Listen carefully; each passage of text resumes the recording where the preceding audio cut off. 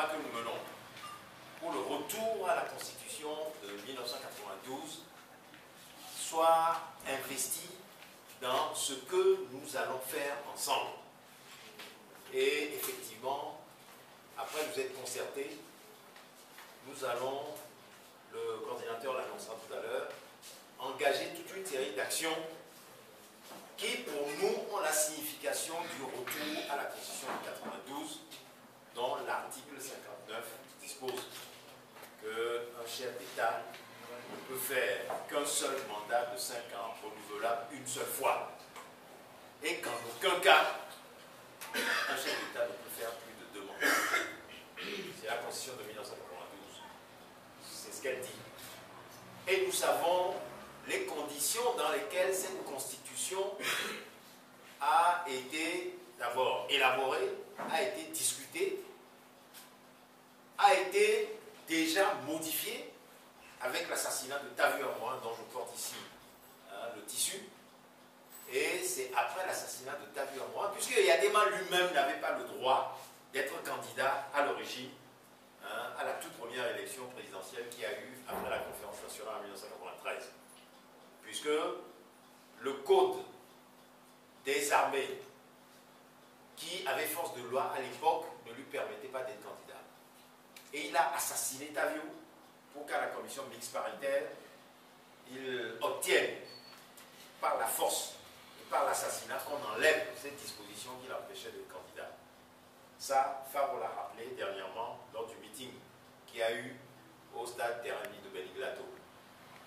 Et c'est après avoir obtenu cela qu'il a fait toutes les manœuvres que vous avez pour se faire élire en 1993 en créant des conditions de fraude et de manipulation telles que le candidat de l'opposition s'est retiré pour qu'il reste le seul en liste pour se faire proclamer élu.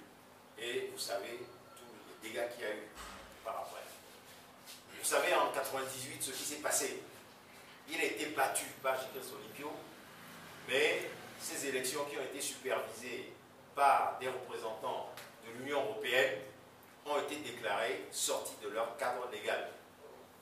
Et Mme Awanana, qui aujourd'hui est de retour sur la scène politique togolaise et qu'on nous présente comme étant la médiatrice de la République, s'il faut l'appeler ainsi, eh bien c'était elle qui présidait la CENI à l'époque et qui a refusé de proclamer de faux résultats qu'on lui a apportés. Finalement, vous savez que c'est CI Memen qui est venu les proclamer.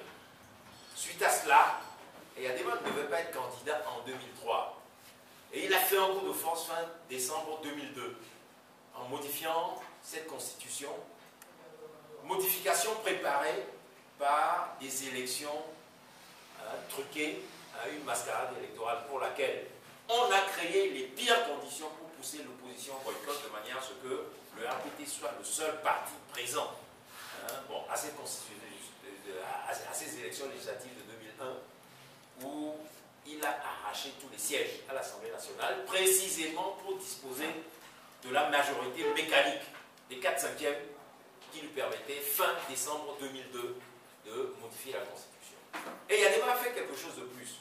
Moi, à l'époque, il m'a mis en prison pour que je ne puisse pas, avec mes camarades de l'opposition, nous organiser pour l'empêcher de modifier cette Constitution-là. Et vous savez ce qui s'est passé par la suite. Eh bien, le mandat qu'il s'est donné, octroyé dans ces conditions-là, il n'a pas pu le terminer, puisqu'il est parti en 2005. Et donc, pour nous, aujourd'hui, il n'est pas question qu'après tout ce qui s'est passé en 2005 et que nous avons vu là, après tout ce qui s'est passé en 2010, où nous avons vu comment, en réalité, battus par le candidat Jean-Pierre Fall, ils ont fabriqué de faux résultats pour que Faure et Sozino Niassane se maintiennent au pouvoir. Et donc, à la suite de tout cela, eh bien, il veut aujourd'hui se faire reconduire à nouveau. Nous disons non à cela. Et c'est pour cette raison que nous inspirons de l'expérience de nos frères du Burkina Faso. Nous avons créé un citoyen du Togo, dont vous voyez ici le symbole, pour, comme eux, mener le combat sur des questions constitutionnelles. Parce que eux aussi se sont levés pour empêcher Blaise Compaoré de modifier la Constitution. Comme eux, aujourd'hui, nous nous levons pour que la bataille qui aurait dû être menée fin décembre 2002, qui n'a pas été menée, soit enfin menée et que nous retournions à la Constitution de 1992 pour qu'il ne soit pas question que Faure Eswazini Gnassingbé soit à nouveau candidat à quelque élection que ce soit en 2015. Voilà le sens du combat que nous menons. Et voilà le sens de ce pourquoi nous sommes aux côtés de nos camarades que j'ai cités tout à l'heure, pour que nous obtenions cela. Et je vais vous dire, nous allons l'obtenir. Nous avons sorti une pétition pour collecter dessus 500 000 signatures. Elle avance. Et dans les jours à venir, nous allons en récolter davantage. Puisque l'article 4 de la Constitution, tant celle de 1992 que celle tripatouillée en 2002, a maintenu cette disposition, cet article 4, qui dit que tout groupe de citoyens qui arrive à faire recueillir 500 000 signatures sur un texte peut obtenir qu'il soit soumis à référendum. Mais nous, ici, nous ne voulons pas que ce texte soit soumis à référendum. Nous voulons que l'Assemblée nationale, telle qu'elle était, qui, sous une certaine forme, est un peu l'expression de l'Assemblée telle qu'elle était en 2002, qu'elle vote le rétablissement de la Constitution de 1992 sur pied.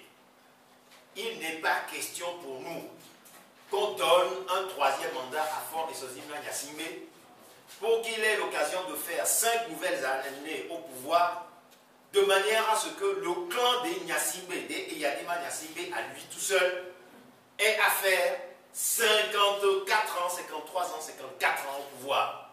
Si nous laissons cela se passer, nous, Togolais, nous nous déconsidérerions nous-mêmes.